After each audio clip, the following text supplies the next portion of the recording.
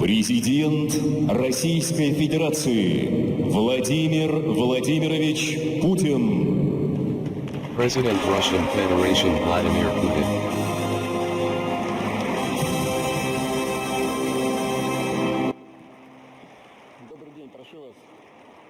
Good afternoon. Good afternoon. Dear deputies of the Federal Assembly, senators, deputies of the State Duma. Dear citizens of Russia. With today's speech, I speak at a difficult time. We are all well aware of this, a milestone for our country, in a period of cardinal and irreversible changes around the world. The most important historical events that determine the future of our country and our people, when each of us has a colossal responsibility. A year ago, for the sake of protecting people in our historic lands, to ensure the security of our country, to eliminate the threat posed by the neo-Nazi regime that has developed in Ukraine.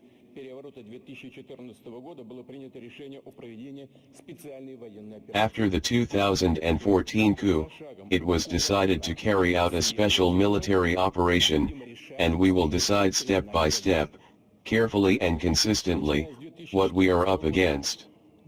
Notasks. Since 2014, Donbass has fought, defended the right to live on its land, speaks its mother tongue, fought and did not surrender in the conditions of blockade and constant shelling, without disguise.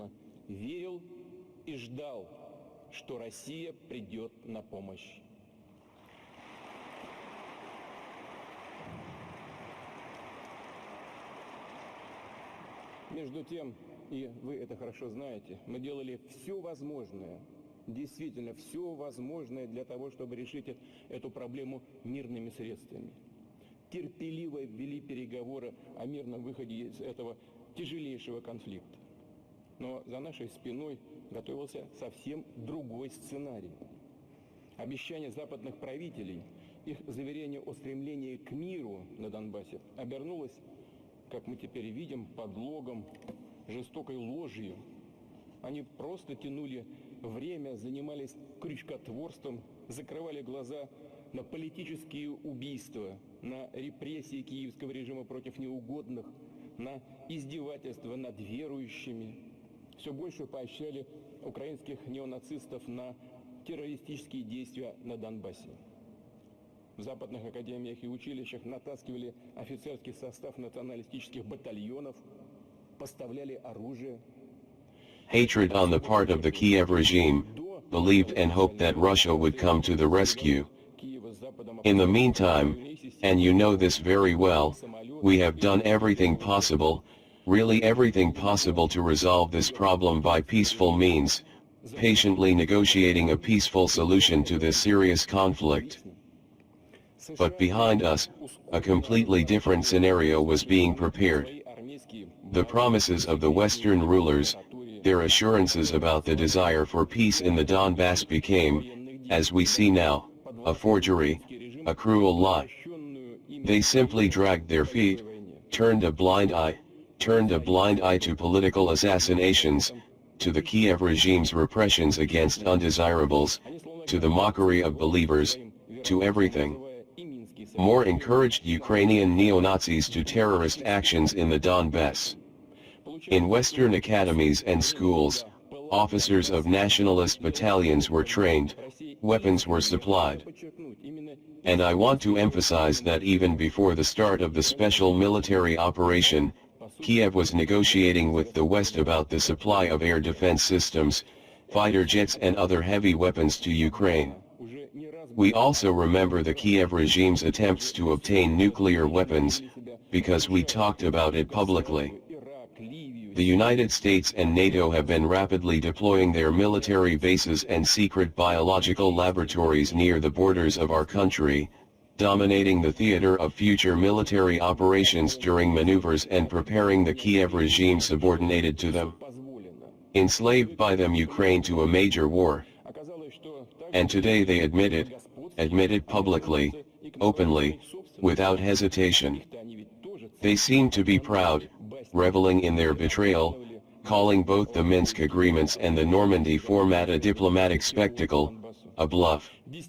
It turns out that all the time when Donbass was burning, when blood was shed, when Russia sincerely, I want to emphasize this, sincerely sought peace.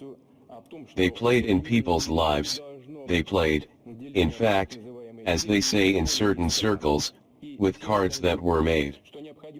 This disgusting method of deception has been tried many times before. With the same shame, deceptively, they behaved, destroying Yugoslavia, Iraq, Libya, Syria. They can never wash their hands of this shame. The concepts of honor, trust, decency is not for them. For many centuries of colonialism, dictation, hegemony, they are used to the fact that they are allowed everything, they are used to spitting at the whole world. It turned out that they treat the peoples of their own countries in the same contemptuous and chivalrous manner. They also cynically deceived them with fables about the search for peace, the compromise with UN Security Council resolutions on Donbass. In fact, Western elites have become a symbol of total and unscrupulous lies. We firmly defend not only our interests, but also our position that in the modern world there should be no division between the so-called civilized countries and everyone else. That an honest partnership is needed, in principle denying any exclusivity, especially an aggressive one. We were open, sincerely ready for constructive dialogue with the West, he said, insisting that both Europe and the whole world need an indivisible, equal for all. For many years, we have been inviting our partners to discuss this idea together and work on its implementation. But in response, they received a vague or hypocritical reaction. It's about words. But there were also concrete actions, the expansion of NATO to our borders, the creation of new areas of positional missile defense in Europe and Asia, decided to hide behind the umbrella of us. This is the deployment of military contingents, and not only near the borders of Russia. I want to emphasize, yes, in fact, everyone knows, no country in the world has as many overseas military bases as the United States of America. There are hundreds of them, I want to emphasize this, hundreds of bases around the world, the whole planet is studied, just look at the map. The entire world witnessed their withdrawal from key arms agreements, including the Treaty on Intermediate Range and Shorter Range Missiles, which was unilaterally broken. Fundamental agreements that support peace in the world. For some reason, they don't do anything, as you know. Finally, in December 2021, we officially sent draft treaties on security assurances to the United States and NATO. But in all the key and fundamental positions for us, in fact, we receive a direct rejection. Then it finally became clear that the go-ahead was given for the implementation of aggressive plans and that they are no longer going to stop. The threat grew, and every day. The incoming information left no doubt that by February 2022 everything was ready for another bloody punitive action in the Donbass, against Kiev. In 2014, the regime abandoned artillery, tanks, and aircraft. We all remember the images of airstrikes in Donetsk, airstrikes not only in Donetsk, but also in other cities. In 2015, they again launched an attempt at a direct attack on Donbass, while the blockade, the bombings, the terror against civilians continue. Let me remind you that all this completely contradicted the relevant documents and resolutions adopted by the United Nations Security Council, and everyone pretended that nothing was wrong. I want to repeat this, it was they who unleashed the war, and we used force and we are using it to stop it. Those who planned a new attack on Donetsk, Donbass, Luhansk, clearly understood that the next target was an attack on Crimea and Sevastopol, and we knew it. And now Kiev is also talking openly about such far-reaching plans. They have revealed what we already knew so well. We are protecting people's lives, our homes, and the West's goal is unlimited power. It has already spent more than $150 billion to aid and abet the Kiev regime. For comparison, according to the Organization for Economic Cooperation and Development, the countries of the seven allocated about 60 in the years 2020 to 2021 to help the world's poorest countries. Billions of dollars. Okay, For war, 150, and poorer countries, which are supposedly constantly taken care of, 60, and even under the well-known demands of obedience from countries receiving this money. And where everyone is. Talk about the fight against poverty, sustainable development, the environment. Where did it all go? Where did he go? At the same time, the flow of money for war does not decrease. They also spare no expense to encourage turmoil and upheaval in other countries and, again, around the world. At a recent conference in Munich, there were endless accusations against Russia. It seems that this was done only to make everyone forget what the so-called West has done in recent decades. And they freed the genius. Out of the bottle, entire regions plunged into chaos. According to the estimates of the American experts themselves, as a result of the wars, I want to draw attention to this, we do not reach these figures, the Americans themselves give them, as a result of wars that unleashed the United States after 2001, killed almost 900,000 people, more than 38 million became refugees.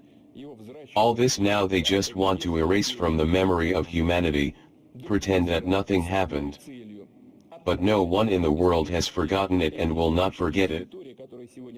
None of them take into account human casualties and tragedies, because there are, of course, trillions of dollars at stake, the ability to continue stealing from everyone, hide behind words about democracy and freedoms, to impose neoliberal and inherently totalitarian values, labeling entire countries and peoples, publicly insulting their leaders, suppress dissent in their own countries, create the image of the enemy, distract people's attention from corruption scandals, all.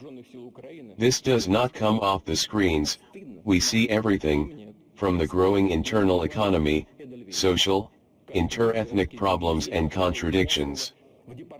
Let me remind you that, in the 30s of the last century, the West really opened the way for the Nazis to come to power in Germany.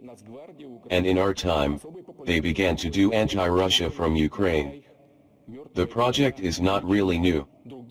People who are at least a little immersed in history know perfectly well, this project has its roots in the 19th century, it was cultivated in the Austro-Hungarian Empire and in Poland, and other countries with one goal, to uproot these historical territories, which today are called Ukraine, from our country.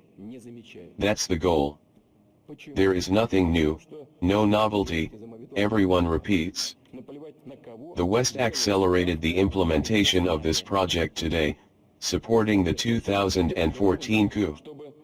After all, the coup is bloody, anti-state, unconstitutional, as if nothing happened, as if it was necessary, they even said how much money was spent on it. The ideological basis was established by Russophobia, an extremely aggressive nationalism.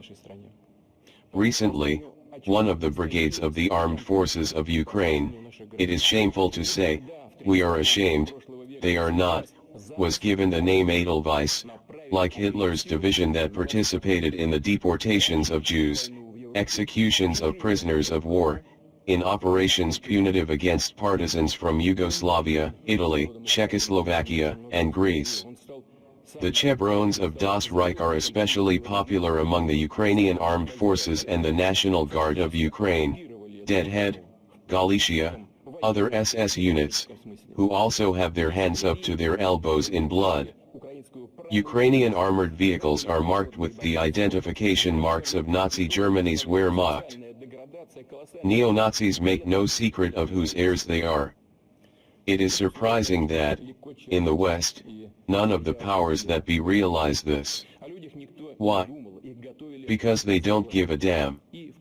I don't care who to bet on in the fight against us, in the fight against Russia. The main thing is that they must fight against us, against our country, which means that you can use everyone. And we've seen, and this is what happened, both terrorists and neo-Nazis, although the bald line can be used, God forbid, if only they would do their will, serve as a weapon against Russia. The anti-Russian project is essentially part of a revanchist policy towards our country, to create pockets of instability and conflict right on our borders. And then, in the 30s, of the last century, and now there is only one plan: send aggression to the East, ignite a war in Europe, eliminate competitors by proxy. We are not at war with the people of Ukraine, as I have said many times.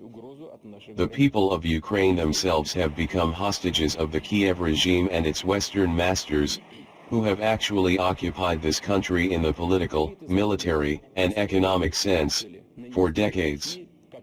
It destroyed Ukrainian industry, plundered natural resources.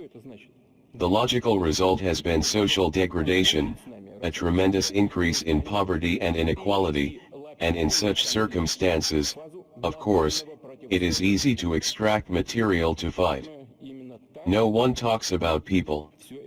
I didn't think they would be prepared for sacrifice and eventually made expendable. It's sad, it's scary to talk about it, but it's a fact. The responsibility for incitement to the Ukrainian conflict, for the escalation, for the increase in the number of its victims lies entirely with the Western elites and, of course, with the Kiev regime today, to which the Ukrainian people are, in fact, strangers. The current Ukrainian regime does not serve national interests, but the interests of third countries. The West is using Ukraine as a battering ram against Russia and as a testing ground. I will not dwell on details about the West's attempts to change the course of hostilities, about its plans for the build-up of military supplies. Everyone is already well aware of this. But one thing must be clear to all: the more far-reaching Western systems arrive in Ukraine, the more we will be forced to push the threat away from our borders. It's natural. The elites of the West do not hide their goal: to inflict, as they say, this is a direct speech, a strategic defeat for Russia. What does that mean? For us, what is it? This means ending us once and for all. That is, they intend to move the local conflict to the phase of global confrontation. That is how we understand all this, and we will respond accordingly, because in this case we are talking about the existence of our country. But they also can't help but realize that it is impossible to defeat Russia on the battlefield, so they are waging increasingly aggressive information attacks against us. The target is, first of all, of course, the younger generations. And here again they lie all the time, distort historical facts, do not stop attacking our culture, the Russian Orthodox Church, other traditional religious organizations of our country. Look at what they are doing to their own peoples: the destruction of the family, cultural and national identity, perversion, abuse of children, including pedophilia, is declared the norm of their lives, and clergy and priests are compelled to bless same-sex marriages. God be with them, let them do what they want. What do you mean here? Adults have the right to live as they want. We treat it this way in Russia and we will always treat it this way. No one in private life is invading, and we will not do that. But I want to tell you, but look, excuse me, the scriptures, the major books of all the other religions of the world, It says it all, including the fact that the family is the union of a man and a woman, but these sacred texts are now being questioned. As it turned out, the Church of England, for example, plans, however, only yet to consider the idea of a gender-neutral God. What can I say? God forbid, they don't know what they're doing. Millions of people in the West understand that they are being led into a real spiritual catastrophe. The elites, frankly, are going crazy, and it doesn't seem to be cured. But these are their problems, as I said, and we have a duty to protect our children, and we will protect our children from degradation and degeneration. It is obvious that the West will try to shake and divide our society, to rely on national traitors, who at all times, I want to emphasize this, have the same thing. The poison of contempt for one's own homeland and the desire to make money by selling this poison to those who are willing to pay for it. It's always been that way.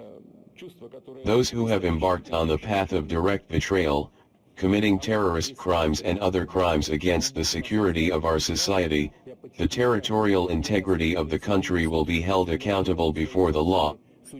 But we will never be like the Kiev regime and the Western elites who are engaged and used to be involved in a witch hunt.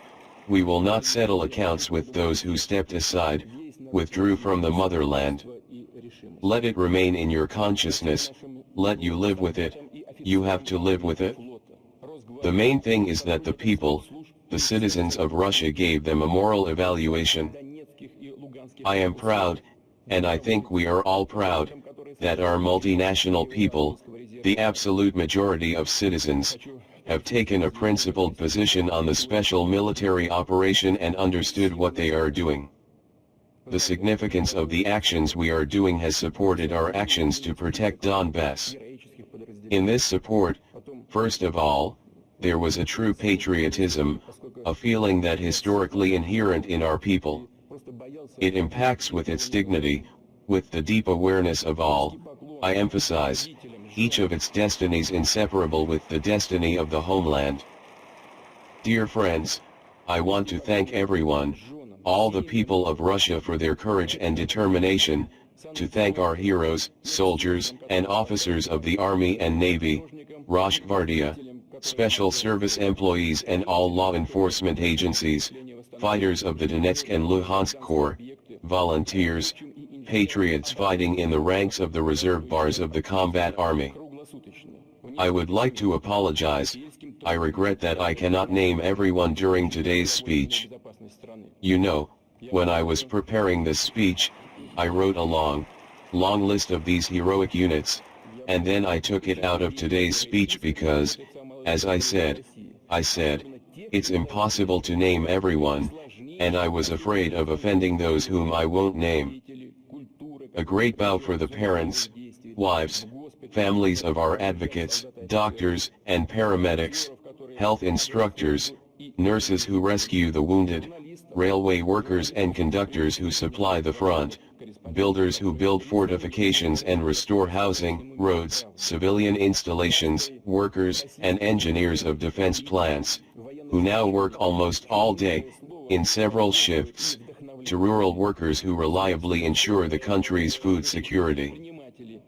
I thank the teachers who sincerely care about the younger generations of Russia, especially the teachers who work in the most difficult, indeed frontline conditions, cultural figures who come to the combat zone, to hospitals to support soldiers and officers, volunteers helping the front lines and civilians, journalists, first of all, of course, war correspondents who take risks on the front lines to tell the truth to the whole world, pastors of traditional Russian religions, military, priests, whose wise word supports and inspires people, civil servants and entrepreneurs, all those who perform their professional, civil, and simply human duty.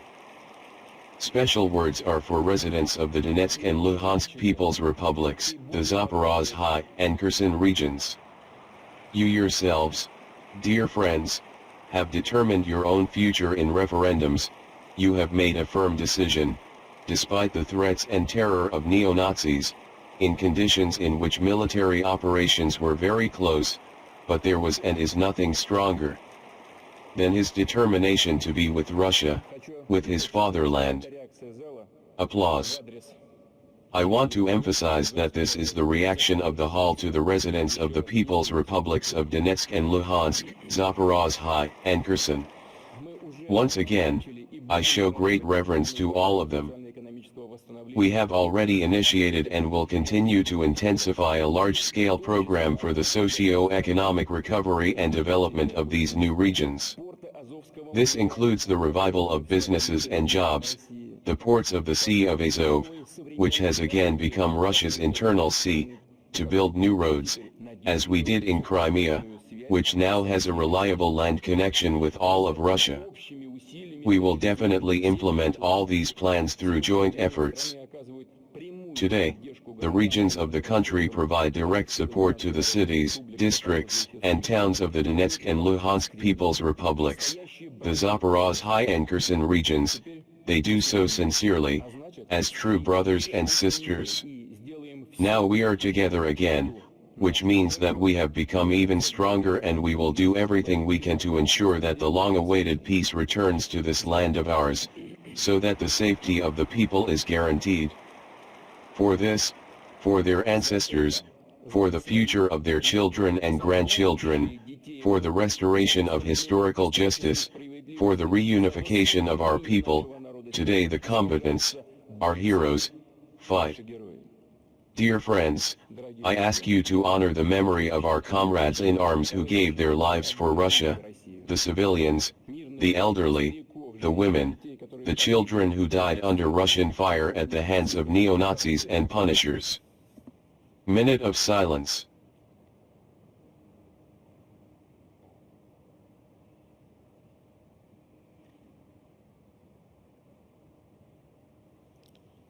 Спасибо.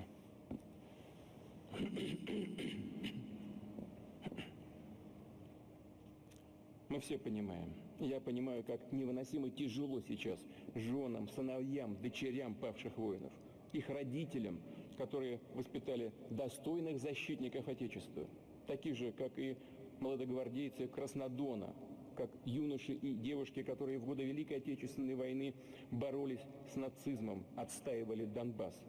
Об их мужестве, стойкости, величайшей силе духа, жертвенности и сегодня помнит вся Россия.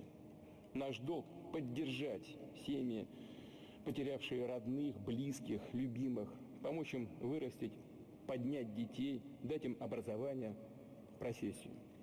Семья каждого участника специальной военной операции должна быть в зоне постоянного внимания, окружена заботой и почетом. На их нужды нужно откликаться сразу, без волокиты. Предлагаю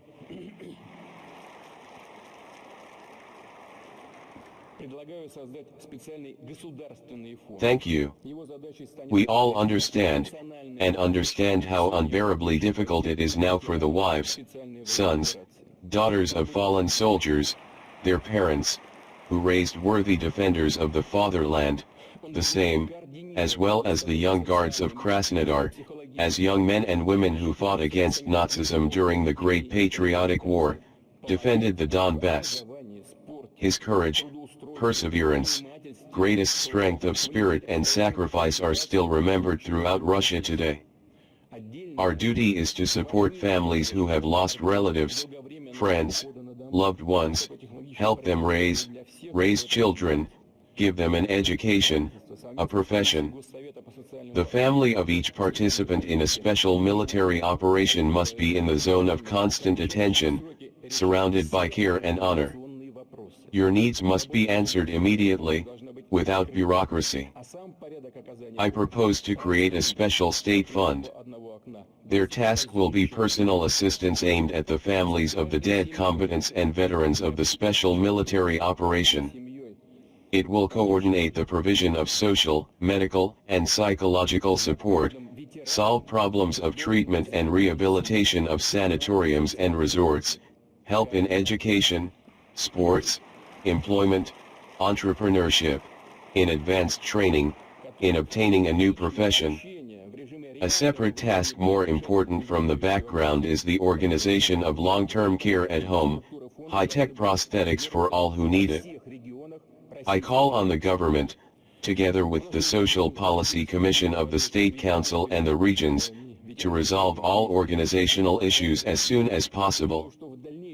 The work of the state fund should be open, and the procedure for providing assistance should be simple, on the principle of one-stop shop, without statehood or bureaucracy. For each family, I stress, for each family of the deceased, for each veteran must be assigned his own personal social worker, coordinator, who during the personal communication in real time will solve emerging problems. I would like to draw your attention to the fact that this year the structures of the fund should be deployed in all regions of the Russian Federation. We already have measures in place to support veterans of the Great Patriotic War, combat veterans, and participants in local conflicts. I believe that in future the state fund, which I have mentioned, will be able to deal with these important issues. We have to resolve this, and I call on the government to do so. I would like to emphasize that the creation of a special fund does not remove responsibility from other structures and levels of government. I hope that all federal agencies, regions, and municipalities will continue to devote more to, and in this regard, I want to thank the heads of the constituent entities of the Federation, the mayors of the cities, the heads of the regions who meet constantly with the people. They also go to the contact line, they support their compatriots.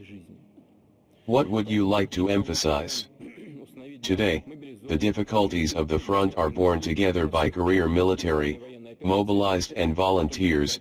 We are talking about supplies and equipment, salaries and insurance payments in relation to the wound, about medical care. However, the appeals that reach me and the governors, they also inform me, to the military prosecutor's office, to the Commissioner for Human Rights, suggest that not all these problems have yet been resolved. It is necessary to understand each specific case. And one more thing, service in the zone of a special military operation, everyone understands this perfectly, is associated with colossal physical and psychological stress, with daily risks to health and life. Therefore, I consider it necessary to establish for the mobilized, in general for all military personnel, for all participants in a special military operation, including volunteers, a vacation lasting at least 14 days and at least one once every 6 months, regardless of travel time, so that each fighter has the opportunity to visit their families, to stay close to family and friends. Gentlemen, as you know, a presidential executive order has approved a plan for the construction and development of the armed forces for 2021 to 2025. Work is underway to implement it, the necessary adjustments are being made. And I want to emphasize that the basis of our additional steps to strengthen the Army and Navy, in the current and long-term development of the armed forces should certainly be based on actual combat experience acquired during a special military operation. It is extremely important to us, we can say more, absolutely invaluable. Now, for example, the level of equipping Russia's nuclear deterrent forces with the latest systems is more than 91%, 91.3%.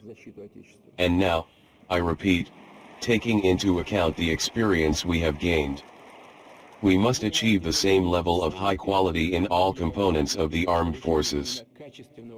Officers and sergeants who have proven to be competent, modern, and decisive commanders, there are many of them, will be promoted to higher positions as a priority, sent out to military universities, academies, to serve as a powerful talent pool for the armed forces.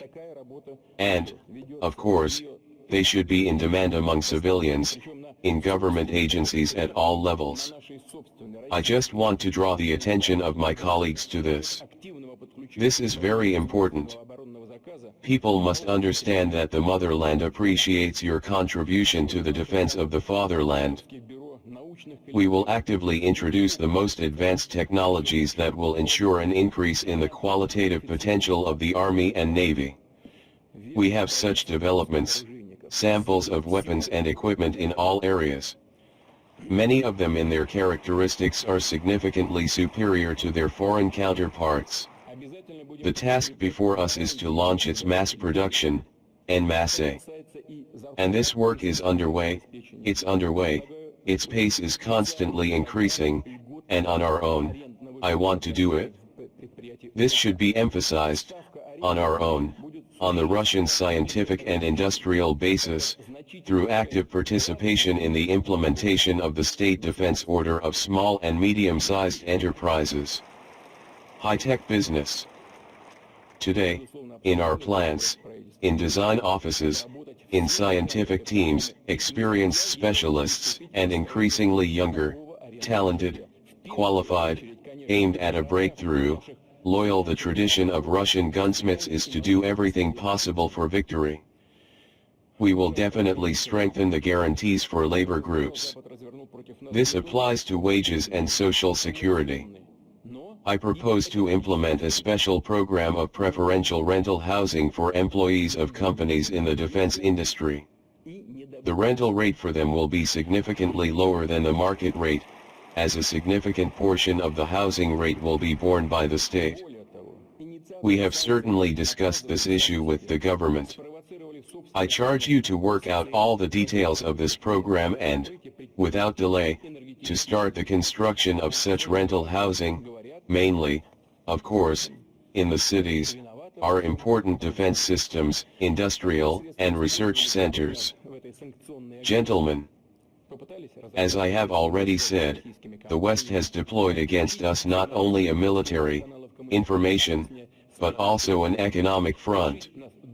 But he has achieved nothing anywhere and will achieve nothing. Moreover, the initiators of sanctions punish themselves. They caused price increases in their own countries, job losses, business closures, energy crisis, and their own citizens are told, we hear this, that they say the Russians are to blame for everything. What means were used against us in this aggression of sanctions? We try to cut economic ties with Russian companies, disconnect the financial system from communication channels to crush our economy, deprive ourselves of access to export markets. To achieve income. This is the theft, there is no other way to say it, of our foreign exchange reserves, the attempts to collapse the ruble and cause destructive inflation. Let me repeat that anti-Russian sanctions are only a means, and the goal, as Western leaders themselves declare, is a direct quote, to make our citizens suffer. Making you suffer are such humanists. They want to make people suffer, thus destabilizing our society from within. But his calculation was not justified. The Russian economy and management system turned out to be much stronger than the West believed. Thanks to the joint work of the government, the parliament, the Bank of Russia, the regions of the Russian Federation and, of course, the business community and labor collectives, we have ensured the sustainability of the situation, protected citizens, saved jobs, did not allow a shortage in the market, including essential goods, supported the financial system, entrepreneurs who invest in the development of their business, which means in the development of the country. So, in March last year, a package of measures was launched to support enterprises and the economy for a total amount of about 1 trillion rubles. Politics? No, everything is done on a solid market basis. At the end of 2022, gross domestic product declined. Michael Vladimirovich called and said, I would like you to talk about this. Yesterday, I think, this information was published, and correctly, on time, as it should be, everything is according to plan. We were predicted, remember, a recession of 20 to 25%, 10%. Recently, we said 2.9, I said. A little later, 2.5. The gross domestic product in 2022 fell by 2.1%, this is the most recent data. At the same time, I would like to remind you that in February-March of last year, as I said, it was predicted that we would simply collapse the economy. Russian companies have restructured logistics, strengthened ties with responsible and predictable partners, and there are many of them, there are most of them in the world. I would like to note that the share of the Russian ruble in our international payments has doubled compared to December 2021 and amounted to a third, and together with the currencies of friendly countries, this is already the case, more than half. We will continue to work together with our partners to create a stable and secure international payments system, independent of the dollar and other Western reserve currencies, that are compatible with the dollar. Such policies of Western elites and Western rulers will inevitably lose their universal character. They do everything with their own hands. It is not we who reduce settlements in dollars or other so-called universal currencies, but we do everything with our own hands. You know, there's a strong expression, guns instead of butter. Of course, the defense of the country is the most important priority, but in solving strategic tasks in this area, we must not repeat the mistakes of the past, we must not destroy our own economy. We have everything we need to ensure security and create the conditions for the safe development of the country. It is in this logic that we act, and will continue to act. Therefore, I would like to emphasize that many basic sectors were the civilian sectors of the national economy that not only did not reduce, but significantly increased production over the past year. For the first time in the modern history of our country, the volume of housing start UPS exceeded 100 million square meters. As for our agricultural production, last year showed double-digit growth rates. Thank you very much, a low bow to agricultural producers. Russian farmers harvested a record harvest, more than 150 million tons of grain, including more than 100 million tons of wheat. By the end of the agricultural year, i.e., until June 30, 2023, we will be able to bring the total volume of grain exports to 5,560 million tons. Even 10 to 15 years ago, it seemed just a fairy tale, an absolutely impossible plan. If you remember, and some here probably remember the former Deputy Prime Minister and Minister of Agriculture here, not so long ago they raised 60 million in total, per year, and now there will be 55 to 60 only export potential. I am convinced that we have every opportunity to achieve similar progress in other areas. We do not allow a reduction in the labor market, on the contrary, we have achieved a decrease in unemployment in modern conditions. Today, faced with such great difficulties on all sides, the labor market has become more comfortable than it was before. Remember, before the pandemic, unemployment was 4.7%, and now it's 3.7%, I think. Michael Vladimirovich, how much? 3.7? 3.7, historical low. Let me repeat that the Russian economy has overcome the risks that have arisen, it has overcome them. Yes, many of these risks were impossible to calculate in advance, we had to react literally from the wheels, as problems arose. At both the state and business levels, decisions were made as quickly as possible. I would like to point out that private initiative, small and medium-sized enterprises played a very important role in this regard, this must not be forgotten. We have avoided excessive administrative regulation, the bias of the economy towards the state.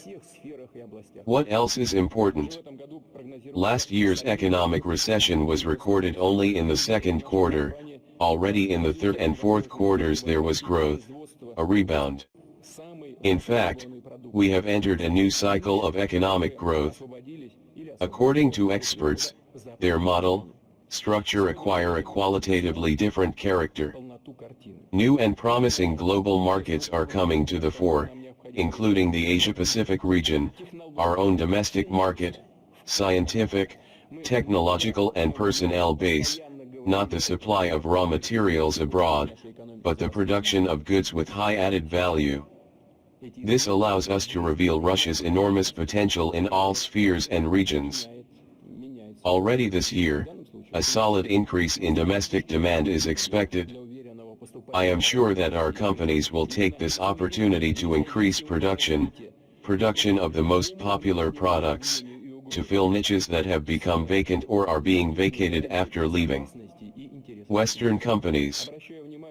Today we see the big picture, we understand the structural problems we need to solve in logistics, technology, finance, and personnel. We have talked a lot, constantly, about the need to change the structure of our economy in recent years, and now these changes are a vital necessity, and this changes the situation in this case, for the better.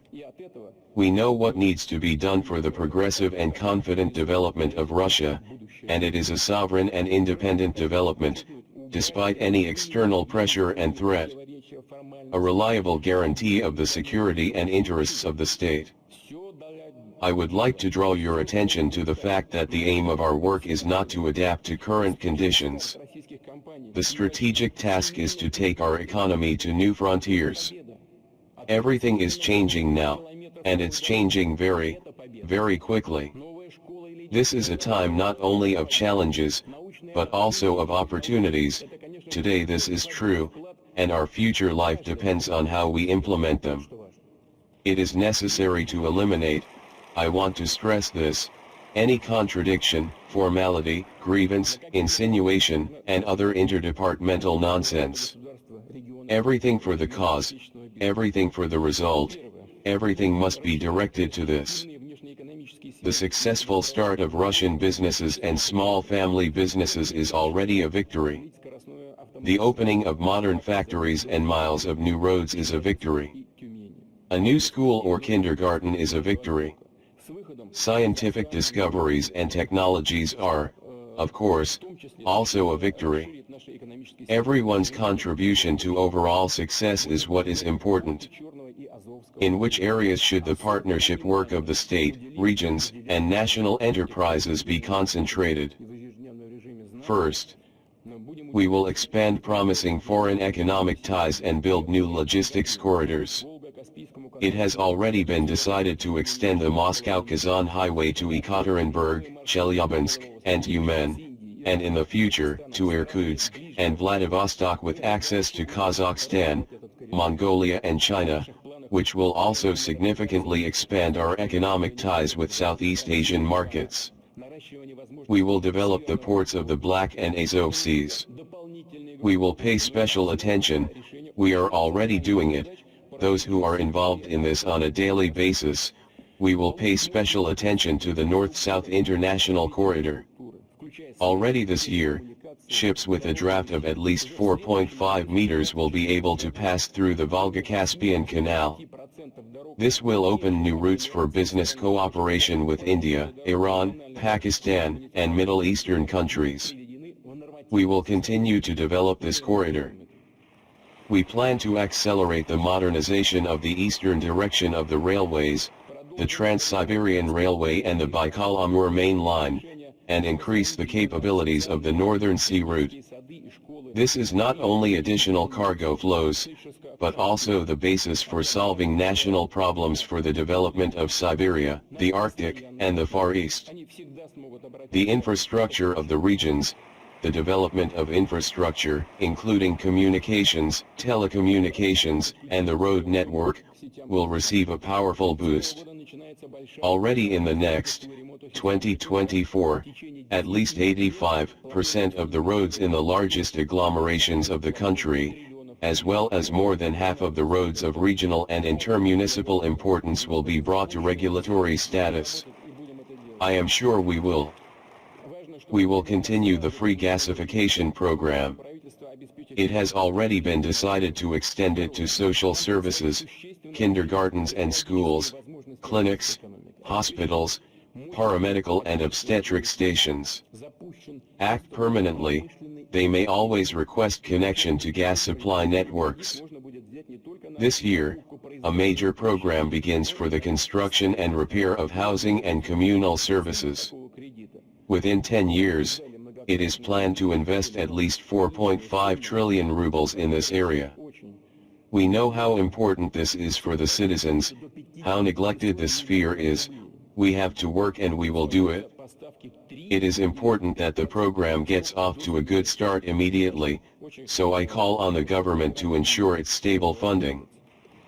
Second, we have to significantly expand the technological capabilities of the Russian economy, to ensure the growth of the capacity of domestic industry. An industrial mortgage instrument has been launched, and now a preferential loan can be taken not only for the purchase of production facilities, but also for their construction or modernization. The amount of such a loan was discussed many times and they wanted to increase it, a decent amount, since the first step is very good. The amount of such a loan is up to 500 million rubles. It is granted at a rate of 3 or 5% for up to 7 years. I think it's a very good program, and it needs to be used. Since this year, a new mode of operation of industrial clusters is in force, in which the tax and administrative burden on resident companies has been reduced, and the demand for their innovative products, which is only entering the market, is supported by long-term orders and state subsidies. According to estimates, these measures should ensure the implementation of popular projects in the amount of more than 10 trillion rubles by 2030, and this year the expected amount of investment may be around 2 trillion. I would like to draw your attention to the fact that these are not just forecasts, but clearly established guidelines. I therefore call on the government to speed up the launch of these projects as much as possible, to give companies a shoulder and to propose systemic support measures, including tax incentives. I know that the financial bloc does not like to provide benefits, and I partially share this position. The tax system should be holistic, without niches, exemptions, but creativity is in demand in this case. Therefore, starting this year, Russian companies can reduce income tax payments if they buy advanced domestic IT solutions and products using artificial intelligence. In addition, these costs are taken into account with an increased coefficient, 1.5 times more than the actual costs. That is, for every ruble invested by a company in the purchase of such products, which I just mentioned, there is a tax deduction of 1.5 rubles. I propose to extend this tax exemption to the purchase of Russian high-tech equipment in general. I ask the government to make proposals on the list of such equipment by the sectors in which it is used and the procedure for granting benefits. This is a good solution that will revive the economy. Third, the most important issue on the economic growth agenda is new sources of investment financing, and we also talk a lot about this. Thanks to a strong balance of payments, Russia does not need to borrow abroad, beg for money, and then have a long dialogue about what, how much and about what. Conditions for giving. National banks work in a stable and constant manner, they have a solid margin of safety. In 2022, the volume of bank loans to the corporate sector has grown, it has grown. There were a lot of concerns about it, but growth was recorded and grew by 14%, which is more than in 2021, without any military operation. In 2021, year growth was 11.7%, and now it is 14%. The mortgage portfolio also added 20.4%. Development is underway. At the end of last year, the banking sector as a whole worked with profits. Yes, it is not as big as in previous years, but it is decent. The profit is 203 billion rubles. This is also an indicator of the stability of the Russian financial sector. According to estimates, in the second quarter of this year, inflation in Russia will approach the target level of 4%. Let me remind you that in some EU countries it is already 12, 17, 20%, we have 4, well, 5, the central bank, the Ministry of Finance are working it out among themselves, but it is close. Taking into account the positive dynamics of this and other macroeconomic parameters, objective conditions are being created to reduce long-term credit rates in the economy, which means, credit for the real estate sector should be more affordable. Citizens' long-term savings are an important source of investment resources worldwide, and we also need to stimulate their entry into the investment arena. I call on the government to expedite the submission of bills to the State Duma in order to launch the relevant state program from April this year. It is important to create additional conditions for citizens to invest money and earn money at home, within the country. At the same time, it is necessary to ensure the security of citizens' investments in voluntary pension savings. There should be the same mechanism as in the bank deposit insurance system. Let me remind you that such deposits of citizens in the amount of up to 1,400,000 rubles are insured by the state and their return is guaranteed. For voluntary pension savings, I propose to set double the amount, up to 2,800,000 rubles. It is also necessary to protect citizens' investments in other long-term investment vehicles, including against the possible bankruptcy of financial intermediaries. Separate solutions are needed to attract capital to fast-growing, high-tech companies. They will be provided with support for the placement of shares on the domestic stock market, including tax incentives for both companies and purchasers of such shares. The most important element of economic sovereignty is entrepreneurial freedom. Let me repeat, it is private enterprise that, in the context of external attempts to contain Russia, has shown that it is capable of adapting to the rapidly changing conjuncture, in order to ensure economic growth under difficult conditions. Therefore, any entrepreneurship aimed at benefiting the country must be supported. In this respect, I believe that it is right to return to the question of revising a number of rules of criminal law relating to so-called economic compositions. Of course, the state must control what is happening in this area. We cannot allow permissiveness here, but there is also no need to go too far. It is necessary to move more actively towards this decriminalization, which I mentioned. I hope that the government, together with Parliament, law enforcement agencies and business associations, will carry out this work in a coherent and comprehensive manner. At the same time, I call on the government, in close contact with Parliament, to propose additional measures to speed up the process of relocation of the economy. Companies, mainly in key sectors and industries, must operate in Russian jurisdiction. This is a basic principle. And in this sense, colleagues, a small philosophical digression. What would I like to say separately? We recall the problems and imbalances faced by the late Soviet economy. Therefore, after the collapse of the Soviet Union, its planned system, in the conditions of chaos of the 90s, the country began to create an economy based on market relations, private property, in general, that's right. In many ways, the example here was Western countries, advisors, as you know, it was a dime a dozen, and it seemed enough to copy their models. Although they were still arguing among themselves, and I remember this, the Europeans were arguing with the Americans about how the Russian economy could develop. What happened as a result? Our national economy has been largely oriented towards the West, mainly as a source of raw materials.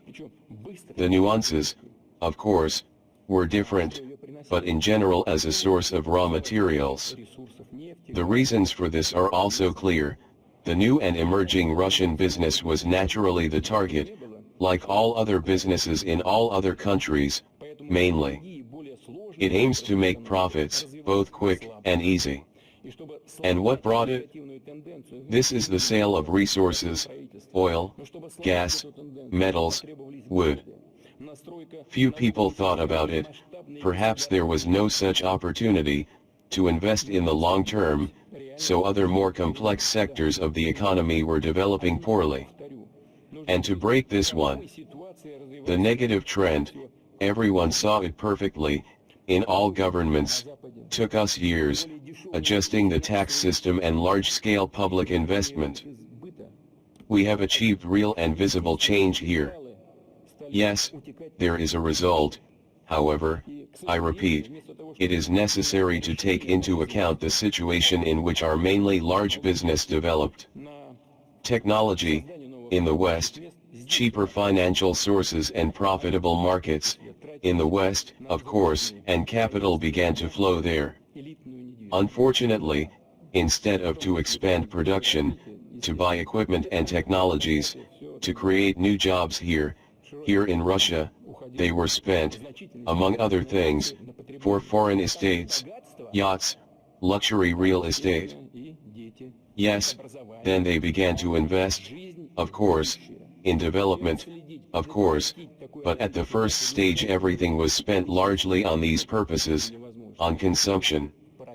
Where there is wealth, there are, of course, children, their education, there is their life, their future.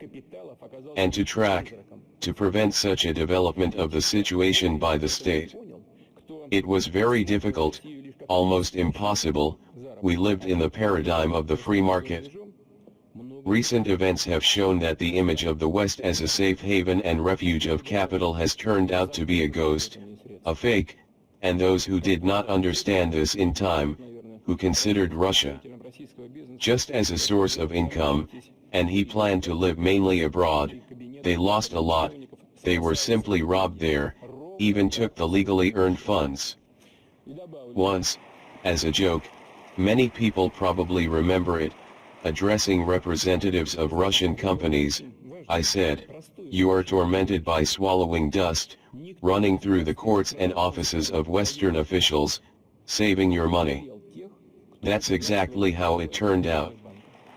You know, now I will add a very important, simple, but very important thing. None of the ordinary citizens of the country, believe me, forgave those who lost their capital in foreign banks, did not forgive those who lost yachts, palaces abroad and so on, and in conversations in the kitchen people probably remembered and the privatization of the 90s, when the companies created all over the country served no purpose, and the ostentatious and demonstrative luxury of the so-called new elites. What else is crucial? Every year after the collapse of the Soviet Union, the West did not abandon attempts to set post-Soviet states on fire and, most importantly, finally wipe out Russia as the largest surviving part of our history. State space. They encouraged and placed international terrorists against us, provoked regional conflicts along the perimeter of our borders, ignored our interests, and used means of economic deterrence and suppression. And large Russian companies, why I say all this, are responsible for the work of strategic companies, of thousands of labor collectives.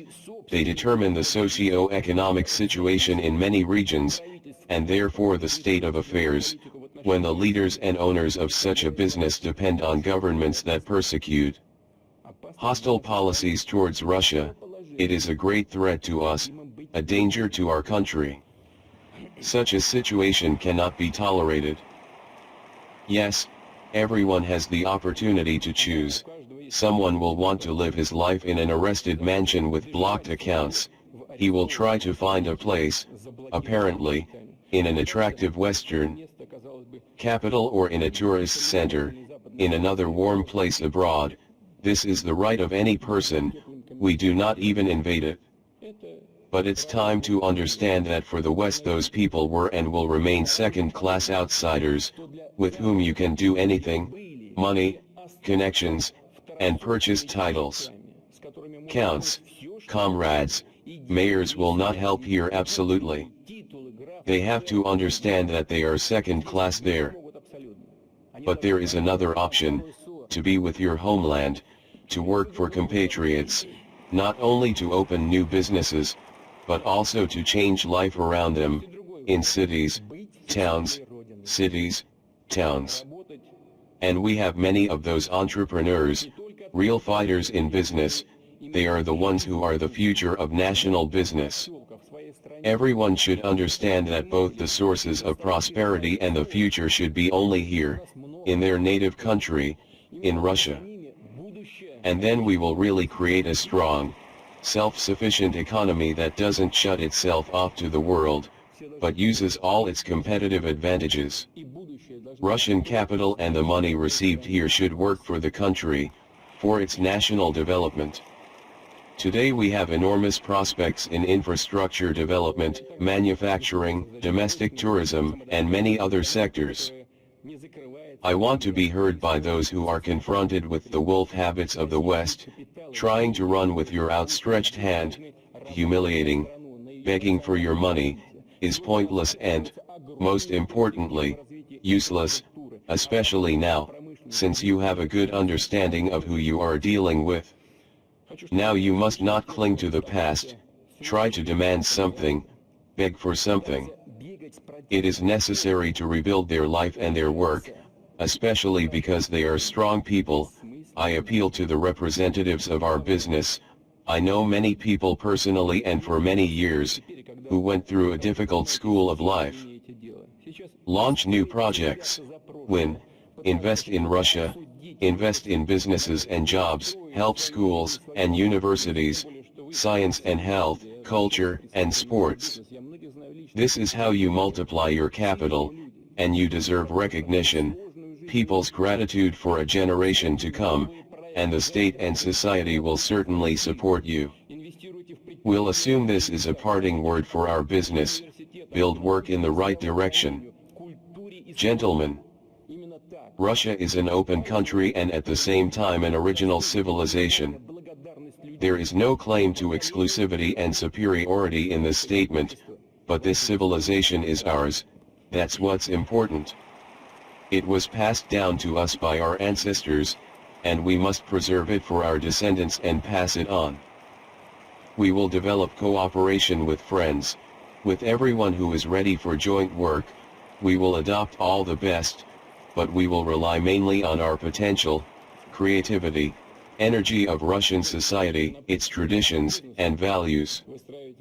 And here I want to say about the character of our people, they have always been distinguished by generosity, breadth of soul, mercy, and compassion, and Russia as a country fully reflects these traits. We know how to make friends, keep our word, we will not let anyone down, and we will always support in a difficult situation. Without hesitation we come to the aid of those who are in trouble. Everyone remembers how during the pandemic we provided the first, in fact, support to some European countries, including Italy, other states, in the most difficult moments, weeks of COVID outbreak. Let us not forget how we came to the rescue in case of an earthquake in Syria, in Turkey. It is the people of Russia who are the basis of the country's sovereignty, the source of power. The rights and freedoms of our citizens are inviolable, guaranteed by the Constitution, and, despite external challenges and threats, we will not withdraw from them. In this regard, I would like to stress that both the elections to local and regional authorities in September this year, and the presidential elections in 2024 will be held in strict compliance with the law, compliance with all democratic and constitutional procedures. Elections are always different approaches to solving social and economic problems. At the same time, the main political forces are consolidated and united in the main, and most important, Fundamental for all of us is the security and well-being of the people, sovereignty, and national law interests. I would like to thank you for such a responsible and firm position and remind you of the words of the patriot and statesman Peter Arkadyevich Stolypin, which were spoken in the State Duma for more than 100 years.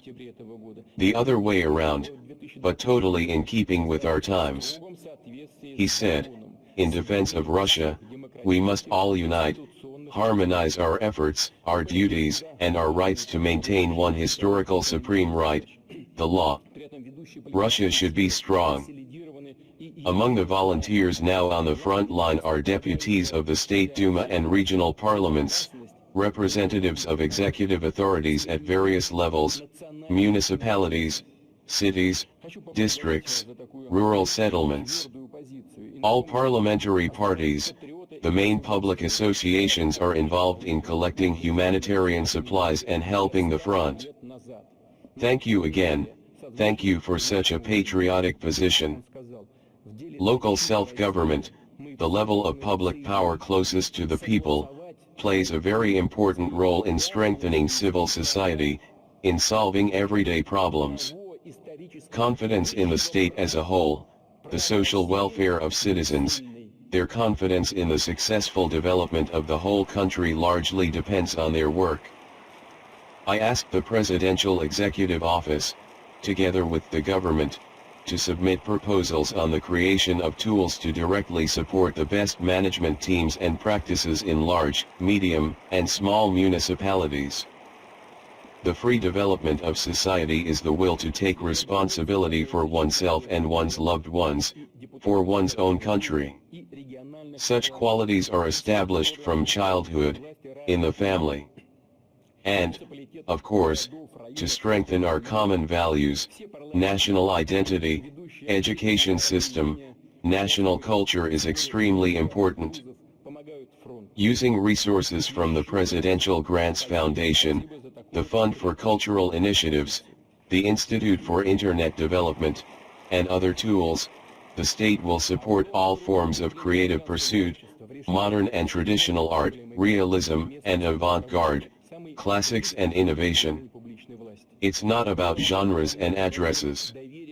Culture is designed to serve goodness, beauty, harmony, to reflect on sometimes very complex and contradictory issues of life and, most importantly, not to destroy society, but to awaken to the best human qualities. The development of the cultural sphere will become one of the priorities for the revival of peaceful life in Donbass and Novorossiya. It will be necessary to restore, repair and equip hundreds of cultural institutions, including funds and museum buildings, something that gives people the opportunity to feel the relationship past and present, to connect it with the future, to feel belonging to a single cultural, historical, and educational space of centuries of antiquity, Great Russia. With the participation of teachers, scientists, specialists, we must seriously improve the quality of school and university training courses, in humanities, first of all, in history, social studies, literature, geography, so that young people can learn as much as possible about Russia, its great past, about our culture and traditions. We have a very bright and talented young generation that is ready to work for the benefit of the country in science, culture, the social sphere, business, and public administration. It is for such people that the competition leaders of Russia opens new horizons of professional growth, as well as the competition revival leaders that currently takes place in the new topics of the Federation. I would like to note that several winners and finalists of these projects volunteered for combat units, many of whom are now working in the liberated territories, helping to establish economic and social development. Life, while acting professionally, decisively, and courageously. In general, there is no substitute for the combat operations school. Other people leave there and are ready to give their lives for the fatherland, wherever they work. I want to emphasize that it is those who were born and raised in Donbass and Novorossiya, fought for them, who will be the main support, should be the main support in the common work on the development of these regions. I want to address them and say, Russia is counting on you. Taking into account the large-scale tasks facing the country, we must seriously update our approaches to the staff training system, science, and technology policy. At the recent Council for Science and Education, we talked about the need to set priorities clearly, to concentrate resources on obtaining concrete and fundamentally significant scientific results, first and foremost. In total, in those areas where we have a good base and which are of critical importance to the life of the country, including transportation, energy, the same housing system and communal services, medicine, agriculture, industry. New technologies are almost always based on fundamental research, once fundamental research, and in this area, as well as on culture, I want to emphasize this, we must give scientists and researchers greater freedom to create. You can't force everyone into the process bed of tomorrow's results. Fundamental science lives by its own laws. And I will add that setting and solving ambitious tasks is a powerful incentive for young people to pursue science, an opportunity to show that you are a leader, that you are the best in the world. And our scientific teams have something to be proud of. In December last year, I met with young researchers. One of the issues they raised was housing. Prose is like that, but it's important. We already have housing certificates for young scientists. Last year, we allocated an additional billion rubles for this purpose. I instruct the government to determine the reserves to expand this program. In recent years, the prestige and authority of secondary vocational training have increased significantly. The demand for graduates of technical schools and colleges is simply enormous, colossal. You see, if our unemployment has fallen to an all-time low of 3.7%, it means people are working, new staff are needed. I believe that we should significantly expand the professionalism project, within the framework of which educational and productive clusters are being created, the training base is being updated and companies and employers are in close contact with colleges and technical schools. They form educational programs based on the needs of the economy. And, of course, it is very important that mentors with work experience come to this area. In a real and complex production, the task is specific. In the next 5 years train about 1 million specialists of labor professions for the electronics industry, the robotics industry, mechanical engineering, metallurgy, pharmaceuticals, rural areas. The defense economy and industry, construction, transportation, nuclear power, and other industries are key to ensuring Russia's security, sovereignty and competitiveness. Finally, a very important question is about our higher education. Significant changes must also be made here, taking into account the new requirements for specialists in economics, social sectors, and in all spheres of our lives. It is necessary to synthesize all the best that was in the Soviet educational system and the experience of recent decades. In this regard, the following is proposed. The first is to return to the traditional basic training for our country of specialists with higher education. The duration of the training can be from 4 to 6 years. At the same time, even within the framework of a specialty and a university, programs that are different in terms of training can be offered, depending on the profession, industry, and labor market demand. Secondly, if the profession requires additional training, narrow specialization, in this case the young person will be able to continue his education in the magistracy or residence. Thirdly, postgraduate studies will be assigned to a separate level of professional education, the task of which is to train staff for scientific and teaching activities. I would like to emphasize that the transition to the new system must be smooth. The government, together with parliamentarians, will have to make numerous amendments to legislation on education, on the labor market, etc. We have to think things through, solve them down to the smallest detail. Young people, our citizens, must have new opportunities for quality education, employment or professional growth. Again, opportunities, not challenges. And I would like to emphasize that those students who are studying now will be able to continue their education according to existing programs. And also the level of training and higher education diplomas of citizens who have already been trained in current bachelor's, specialization or master's programs are not subject to review. They must not lose their rights. I call on the All-Russian Popular Front to take all issues related to changes in higher education under special control. This year has been declared the year of the teacher and mentor in Russia. The teacher is directly involved in building the future of the country, and it is important to increase the social importance of the teacher's work, so that parents tell their children more about gratitude to the teacher and the teacher, about respect and love for parents. Let us always remember that. Separately, I will dwell on the support of Russian children and families. I would like to point out that the so-called budget for children, or the volume of budgetary expenditures to support families, has grown significantly in Russia in recent years, not by a certain percentage. It is the fastest growing section of the country's main financial document, the budget, the law on the budget. I would like to thank parliamentarians and the government for such a unified and consolidated understanding of our national priorities.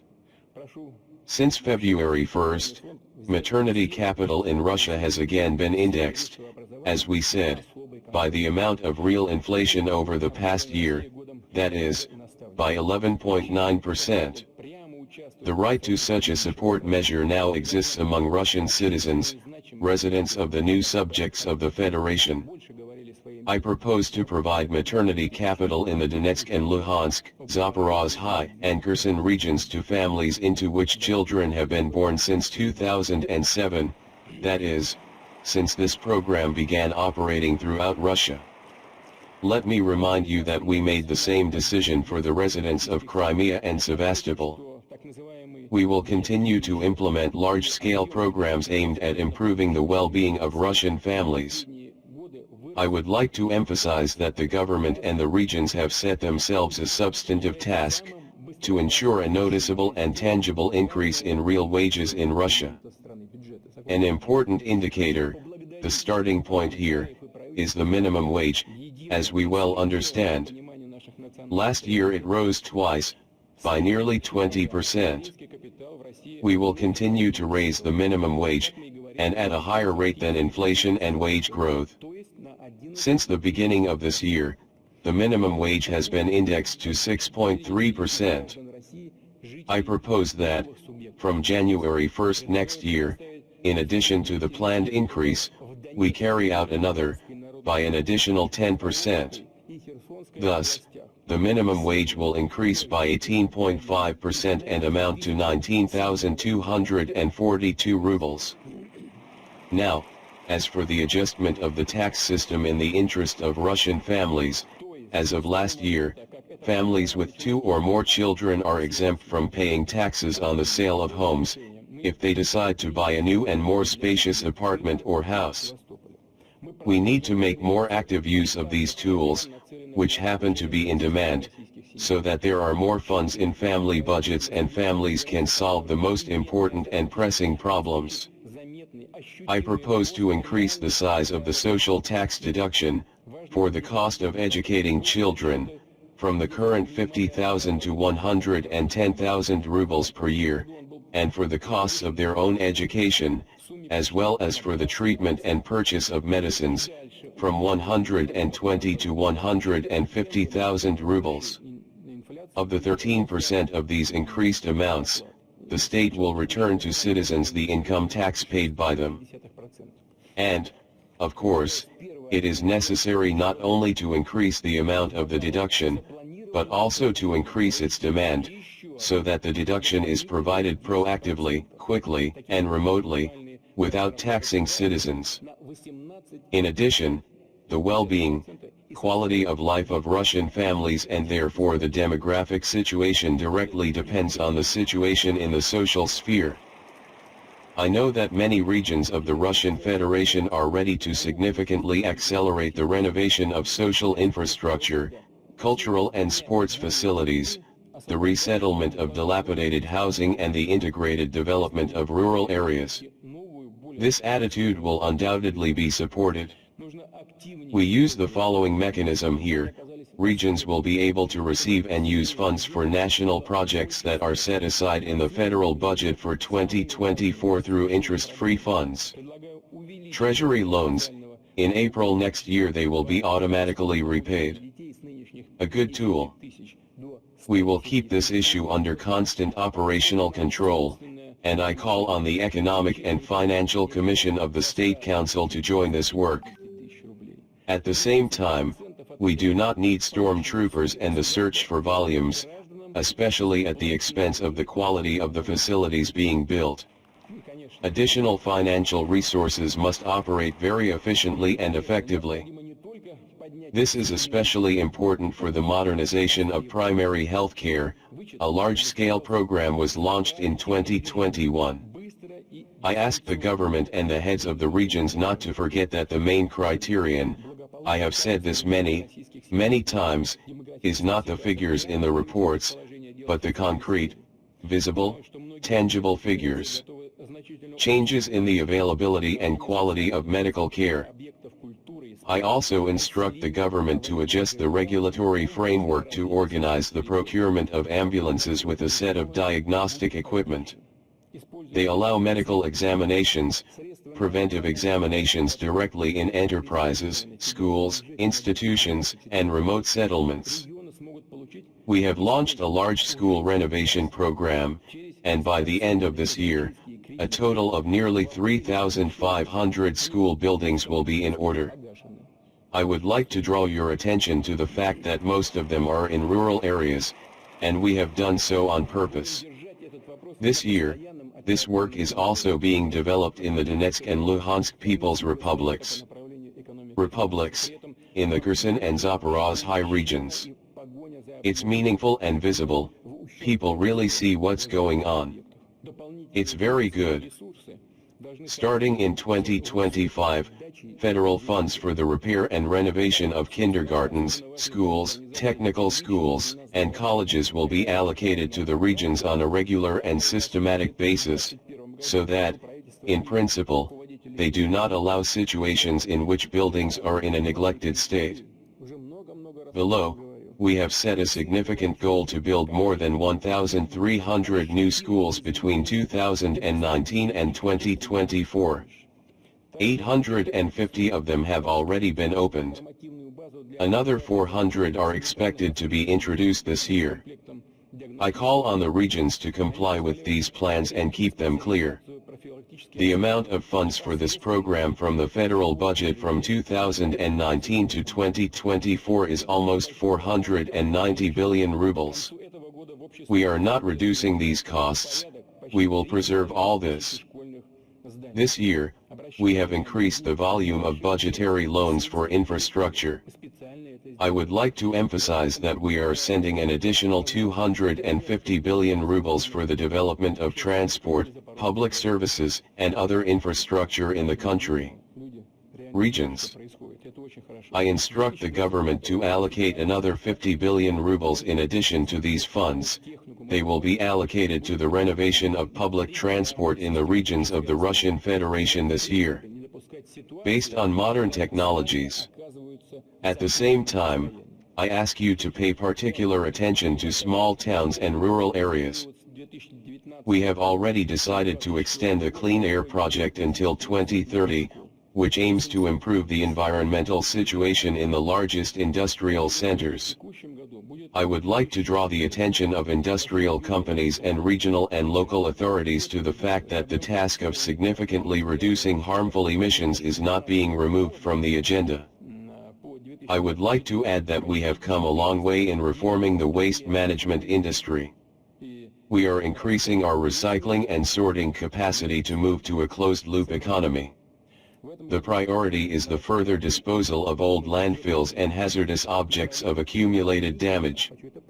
I ask the government, together with the regions, to prepare a list of objects of accumulated damage that will be removed after the completion of the current program. We will continue to improve unique water bodies, including Lake Baikal and the Volga, and in the medium term extend this work to our rivers such as the Don, Irtysh, Ural, Tyr, Volkham, and Neva, Lake Ilmen. We must not forget our medium and small rivers. I draw the attention of all levels of government to this. Following the instructions given above, a draft law on the development of tourism in specially protected natural areas was also prepared. Recently, we discussed it with our colleagues in the government. It must clearly define what and where is possible and what cannot be built, and in general the principles of the ecotourism industry. This is a very important issue for our country. I call on the State Duma to expedite consideration of this bill. Now a few more words about what is happening around us. Ladies and gentlemen, I will focus on one more issue. In early February this year, the North Atlantic Alliance made a statement with a de facto demand that Russia, as they say, return to the implementation of the Strategic Offensive Arms Treaty, including the admission of inspections at our nuclear defense facilities. But I don't even know what to call it. It is a theater of the absurd. We know that the West is directly involved in the Kiev regime's attempts to attack the bases of our strategic aviation. The drones used to do this have been equipped and modernized with the help of NATO specialists. And now they also want to inspect our defense facilities? In today's confrontation, this sounds like a kind of nonsense. At the same time, I would like to draw particular attention to this. We are not allowed to carry out full inspections within the framework of this treaty. Our repeated requests for inspection of certain objects remain unanswered or are rejected on formal grounds, and we can't really verify anything on the other side. I want to emphasize that the United States and NATO are bluntly saying that their goal is to inflict a strategic defeat on Russia. And that, after that, as if nothing had happened, they are going to go around our defense facilities, including the newest ones. A week ago, for example, I signed an executive order to put new strategic ground complexes into combat service. Are they going to stick their noses in there too? And they think it's that simple. Are we going to let them in there like that? In issuing its collective statement, NATO submitted a request to become a party to the Strategic Arms Reduction Treaty. We agree to that, please. Furthermore, we believe that this statement on the issue should have been made a long time ago, because NATO, let me remind you, consists of more than one nuclear power. The United States, the United Kingdom also has nuclear arsenals. And in France, they are improving, developing, and also directing against us. They are also directed against Russia. The latest statements from their leaders only confirm this. Listen. We simply cannot and do not have the right not to take this into account, especially today, as well as the fact that the first treaty on strategic offensive arms was originally concluded by the Soviet Union. The United States and the United States in 1991 in a fundamentally different situation, in the face of reducing tensions and strengthening mutual trust. In the future, our relations reached this level. When Russia and the United States said they no longer considered themselves adversaries.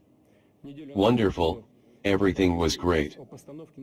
The current 2010 treaty contains the most important provisions on the indivisibility of security, on the direct interconnection of strategic offensive and defensive arms issues. All this has been forgotten a long time ago.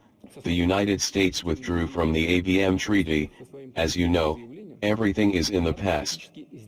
Our relations, which are very important, have deteriorated, and this is entirely the merit of the United States. It was they who, after the collapse of the Soviet Union, began to revise the results of World War II, to build an American-style world in which there is only one teacher, one MR. To do this, they began to grossly destroy all the foundations of the world order established after World War II in order to cross out the heritage of Yalta and Potsdam. Step by step, they began to review the existing world order, dismantle security and arms control systems, and plan and implement a whole series of wars around the world. And all, I repeat, with one objective: to break the architecture of international relations created after the Second World War. This is not a figure of speech. In practice, everything happens in life. After the collapse of the USSR, they always seek to fix their global dominance, regardless of interests. Modern Russia, and with the interests of other countries as well. Of course, the situation in the world changed after 1945. New centers of development and influence have been formed and are developing rapidly. This is a natural and objective process that cannot be ignored. But it is unacceptable that the United States has begun to reshape the world order only for itself, solely in its own selfish interests. Now, through NATO representatives, they are signaling, and indeed presenting, an ultimatum: you, Russia, are complying with everything that has been agreed, including the START Treaty, without question, and we will behave as we please. They say that there is no connection between the problems of START and, say, the conflict in Ukraine, other hostile actions of the West against our country, as well as no loud voices. Statements that they want to inflict a strategic defeat on us. This is the height of hypocrisy and cynicism, or the height of stupidity, but you can't call them idiots. They are not stupid people after all. They want to inflict a strategic defeat on us, and they are going up to our nuclear facilities. In this regard, I have to say today that Russia is suspending its participation in the Strategic Arms Reduction Treaty. Let me repeat that it is not withdrawing from the treaty, no, but suspending its participation. But before we return to the discussion of this topic, we must understand for ourselves what countries of the North Atlantic Alliance such as France still claim the UK, and how we will take into account its strategic arsenals, i.e., the alliance's total strike potential. They have now made their statement, in fact, a request for participation in this process. Well, thank God, come on, we don't care. There is no need to try to lie to everyone again, to build themselves as advocates of peace and détente. And we know the ins and outs. We know that the warranty periods for the use of certain types of US nuclear weapons in combat are expiring. And in this regard, some figures in Washington, as we know for sure, are already thinking about the possibility of natural testing of their nuclear weapons, even taking into account the fact that the United States is carrying out development of new types of nuclear weapons. Such information is available. In this situation, the Russian Defense Ministry and Rosarin must ensure readiness to test Russian nuclear weapons. Of course, we won't be the first to do this, but if the United States conducts tests, then we will do it. No one should have the dangerous illusion that global strategic parity can be destroyed. Gentlemen, dear citizens of Russia, today we are going through a difficult road together, and we overcome all difficulties together as well. It could not be otherwise, because we were educated in the example of our great ancestors, and we are obliged to be worthy of their covenants, which are transmitted from generation to generation. We only advance thanks to devotion to the fatherland, to the will and to our unity. This cohesion was literally manifested from the first days of the special military operation. Hundreds of volunteers, representatives of all the peoples of our country came to the military recruitment offices, decided to stand side by side. Defenders of Donbass, to fight for their homeland, for the fatherland, for truth and justice. Now soldiers from all regions of our multinational homeland are fighting shoulder to shoulder on the front line. Their prayers are heard in different languages, but they are all for victory, for comrades in arms, for the fatherland. Applause. His hard military work, his feat finds a powerful response throughout Russia. People support our fighters, they don't want to, they can't stay on the sidelines. The front is now going through the hearts of millions of our people, sending medicines, communications, equipment, transportation, warm clothes, camouflage nets to the front line. And so on, everything that helps save the lives of our boys. I know how letters from children and school children warm up frontline soldiers. They take them with them into battle as the most expensive, because the sincerity and purity of children's wishes come to tears. The fighters have a growing understanding of what they are for. Уважаемые коллеги, уважаемые граждане России, сегодня мы вместе проходим сложный, непростой путь и преодолеваем все трудности тоже вместе. Иначе и быть не могло, ведь мы воспитаны на примере наших великих предков и обязаны быть достойными их заветов, которые передаются из поколения в поколение. Мы идем только вперед благодаря преданности Родине, воле и нашему единству. Эта сплоченность проявилась буквально с первых дней специальной военной операции. Сотни добровольцев, представители всех народов нашей страны пришли в военкоматы, приняли решение встать рядом с защитниками Донбасса, бороться за родную землю, за отечество, за правду и справедливость. Сейчас плечом к плечу на передовой сражаются воины из всех регионов нашей многонациональной Родины. Их молитвы звучат на разных языках, но все они за победу, за боевых товарищей, за Родину.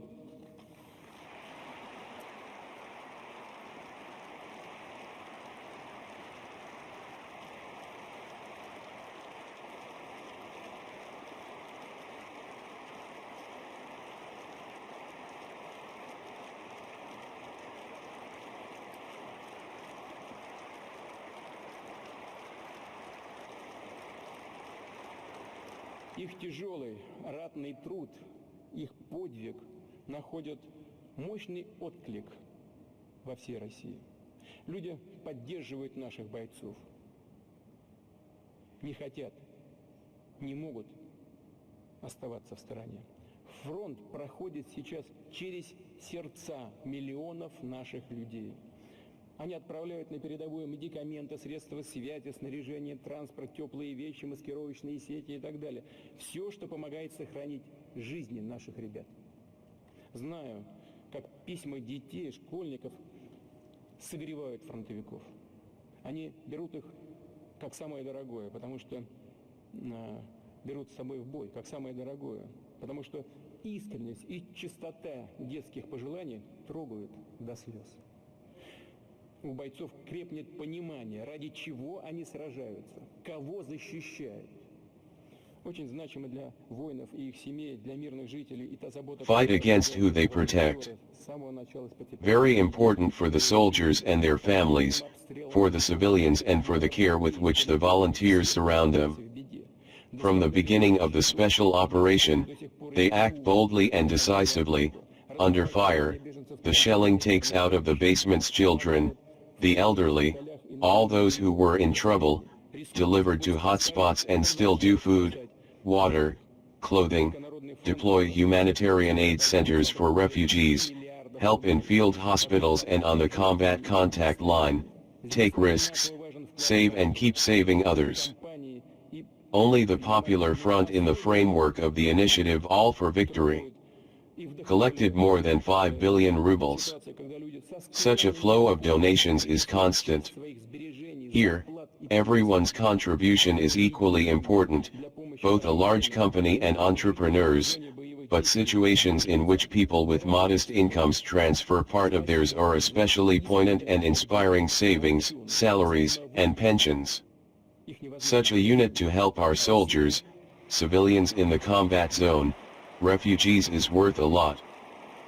Thank you for this sincere support, solidarity, and mutual aid. They cannot be overstated. Russia will respond to any challenge, because we are all one country, one great and united people. We have confidence in ourselves, we trust our abilities. The truth is ours. Applause. Thank you.